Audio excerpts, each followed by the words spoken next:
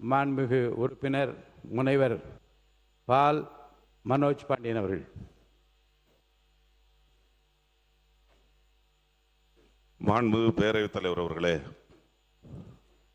என்னை சட்டமன்ற உறுப்பினராக்கி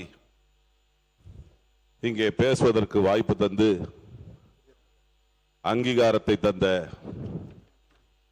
திராவிட மாடல் முதலமைச்சர் கழகத் தலைவர் அவர்களுக்கு முதற்கண் என்னுடைய நன்றியினை தெரிவித்து,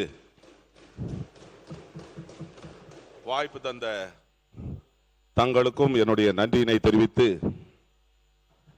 இன்று ஒரு முக்கியமான பிரச்சனை கர்நாடக மாநிலத்தில் உள்ள சாம்ராஜநகர் மாவட்டத்தில் ஹன்னூர் தாலுகாவில் மரியமங்கலா வனப்பகுதியில் 3 தமிழர்கள் கால்நடைகளை தேடி சென்றபோது அநியாயமாக வனத்துறையினால் சுட்டுக் கொல்லப்பட்ட இந்த விவகாரத்தில் தமிழர்கள் அங்கே பாதிக்கப்பட்ட போது, எங்கே தமிழன் பாதிக்கப்பட்டாலும், எங்கே தமிழர்களுக்கு இன்னல்கள் வந்தாலும் அதற்கு முதலில் குரல் கொடுத்தவர் கழகத் தலைவர் என்பதை இங்கே பதிவு செய்ய விரும்புகிறேன். வனத்துறையினால் எந்த ஒரு காரணமும் இல்லாமல் அப்பாவி விவசாயிகளானவர்களை சுட்டுக் கொன்றது மனித உரிமை மீறல். இது ஒரு ஃபேக் என்கவுண்டர் என்று கூட அழைக்கலாம். ஃபேக் என்கவுண்டர் என்று சொன்னால் சுட்டுக் கொல்லப்பட்ட அந்த விவசாயிகளுக்கு நியாயம் கிடைக்க வேண்டும் என்று சொன்னால் அங்கே உச்ச நீதிமன்றத்தினுடைய தீர்ப்புகள் பின்பற்றப்பட்டதா?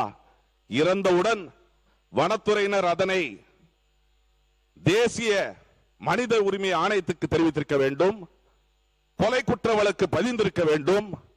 அது மட்டுமல்லாது உளவுத்துறையின் மூலமாக இவர்கள் தவறு புரிந்தவர்கள் என்பதை அறியும் வகையில் அவர்களுக்கு ஏதேனும் அறிக்கையை பெற்றுதான் அதை செய்திருக்கின்றார்களா என்பதை எல்லாம் அறிந்த பின்புதான் அவர்கள் இது போன்ற நடவடிக்கையில் ஈடுபட்டிருக்க வேண்டும். ஆகவே அவர்களை பாதுகாக்கின்றவர்கள் மீது கூட சட்டப்படி வழக்குகள் பதிவு செய்யப்பட வேண்டும். தமிழர்களுக்கு நியாயம் கிடைக்க வேண்டும் என்று சொன்னால் அவர்களுக்கு, அந்த பாதிக்கப்பட்ட குடும்பத்தினருக்கு வேலை வாய்ப்பு கொடுக்கப்பட வேண்டும். கொலை வழக்கு பதிவு செய்யப்பட வேண்டும். அவர்களுக்கு போதுமான காம்பன்சேஷன் கொடுக்கப்பட வேண்டும்.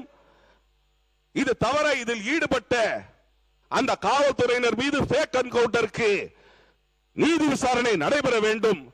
இது போன்று நடந்தால் எதிர்காலத்தில் இனிமேல் தமிழர்கள் அதனை அனுமதிக்க மாட்டார்கள் என்ற வகையில் அது இருக்க வேண்டும் என்பதை தெரிவித்து, இதை நாம் சாதாரணமாக எடுக்கக்கூடாது.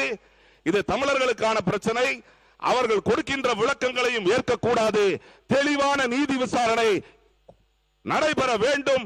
அதற்காக இந்த அரசுடைய கவனத்தை ஈர்த்து அரசாங்கம், நம்முடைய தமிழக அரசு அழுத்தம் கொடுக்க வேண்டும்.